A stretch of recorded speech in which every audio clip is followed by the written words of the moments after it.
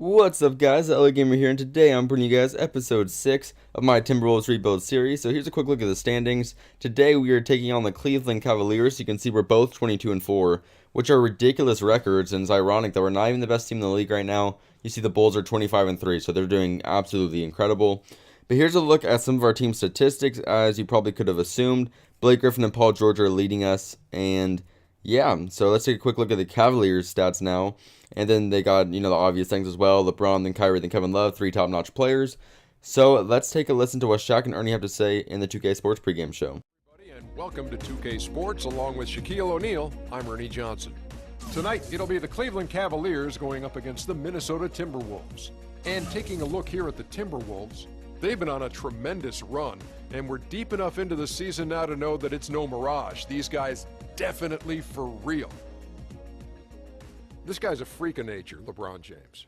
For a guy with his size and his strength and his skill, how do you describe him, Shaq? He's a football linebacker in an NBA uniform. He wears a double mouthpiece for a reason. Very physical game, very physical guy. He also says he wears it so he doesn't yell at the official. But this guy, like you said, Ernie, is a freak of nature. I played with him in Cleveland, 260, 270, 3% body fat. I wasn't even born with that low of a body fat. And you certainly don't have it now. Let's send it over to Kevin Harlan. Wow, Ernie. Few of us do. Alright, guys, so the game's about to be underway. You see that we got the normal introduction. So tip-off is now underway. So you see that we're going to win the tip-off. We actually have Gorgie Dang at center right now, so you gotta, you see I do the quick adjustments. I don't want Gorgie Dang to be a starter. For some reason, the game never saves my rotation switches, but I prefer running Cardinal at that 4 spot and running Blake Griffin at that 5. Otherwise, it's kind of, I just don't like it as much. I don't like Dang in the lineup because he can't really shoot. I kind of like having the super athletic lineup with Cardinal in, because Dang isn't, nearly as athletic as Blake Griffin. And, Cardinal runs a good 4. He actually plays very, very good defensively as a 4, which is kind of surprising considering he's pretty tiny. So you could probably, you would imagine he'd get backed up easily, but Cardinal's been running good at the 4. But here's a really good opportunity for Paul George to show his worth. I discussed in the last episode that I really wanted to keep on to Paul George because he's the only guy who could lock down guys like Kevin Durant and LeBron James. And here's his chance to prove that. You see, he's playing LeBron James while we're playing the Cavaliers. And so Paul George is going to be facing up against LeBron. And for the most part, I think he did a very, very good job.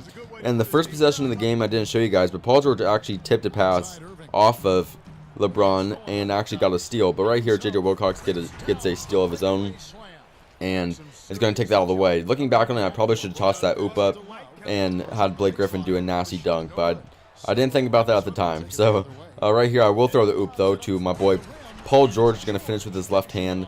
Another thing I like about Paul George is he really is like just a watered down LeBron James. Like, they have very similar styles. He's just not quite as quick, but he's still unbelievably strong. And Paul George plays incredible defense. I'm loving playing with this guy. And he might be one of my favorite players to ever play with because I've never used Paul George before. But right here, he uses kind of a LeBron move. He just kind of forces his way upon someone, draws the contact, finish with the layup.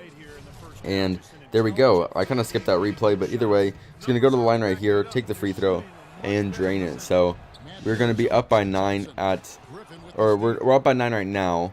And then we're going to come down, pass it down. Beautiful pass by Paul George to, I believe, Andrew Wiggins. Is going to finish with a pretty nice dunk right there. And here we go. So second quarter, we're up by 7 right now. Doing whatever we can to go away with the win.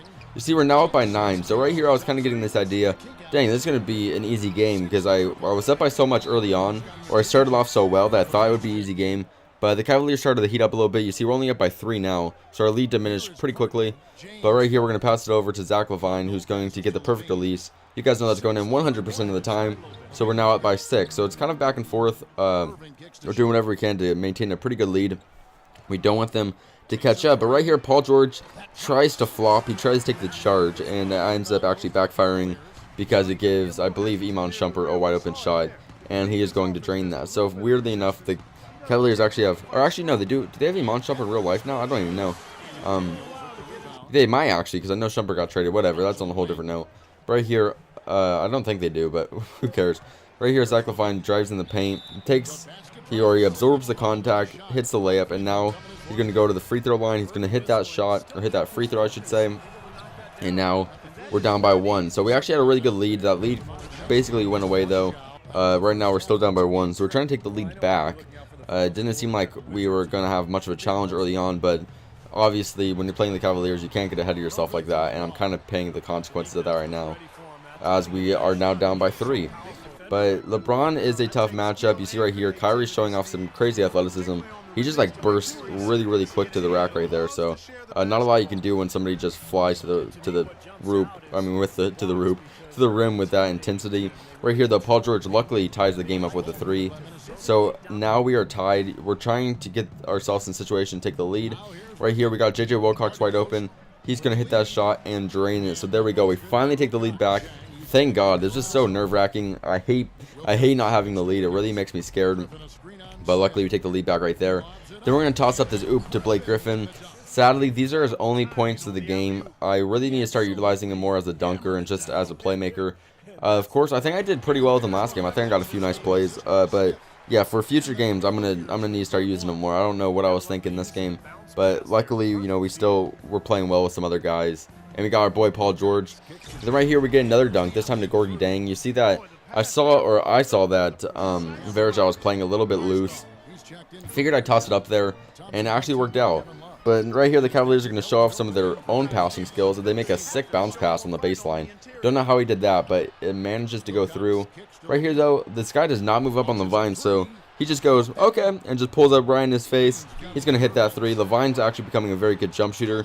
It's kind of like my John Wall of the Fantasy Draft franchise. Although they're not supposed to be good shooters, they are producing very well from deep. And right there, LaVine's going to draw the contact again.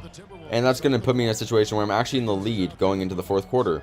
And then right here, starting the 4th quarter, J.J. Wilcox hits him with that nice little pick and roll and a nice finish. So there we go. We're up by 3 at the moment. Make that up by 6. Wiggins is just going to drain this 3. You got to play tight when that guy's open from behind the arc. He has a very good three-point rating. He has a very good three-point rating in this game, and he's a talented shooter when it comes to being behind the arc, and that's something I've really been utilizing the past game or so. Right here, though, LeBron's showing off some skills of his own. Of course, LeBron he has that competitive nature. There's no way he's going to let us win easily. So right here, we're only up by 4. There's 2 minutes left, and following this miss, well, of course, we're still up by 4, but we're going to go down, and Paul George sees an open lane, and boom, he's going to dunk all up on LeBron. He's going to body him up. LeBron is going to actually fall over because Paul George came to the rack with so much momentum. Check this out. LeBron just falls over. And I was so pumped when he did that. Paul George then hits the free throw.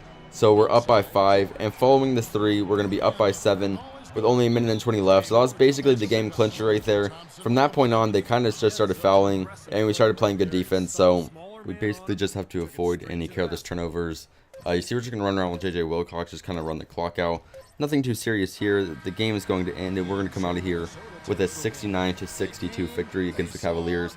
So if we can beat the Cavaliers, we can basically beat anyone, maybe except the Bulls. The Bulls are a team I really want to play, so hopefully we play them sometime in the next episode or sometime in the next few episodes. I haven't checked my schedule. I don't know when that game could possibly come up. But the Bulls would be a cool team to play in a little bit in the future because they are doing very well this season.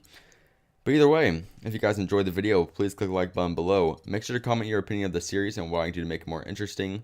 Also, make sure to share this with your friends so we can get as much support in the series as possible.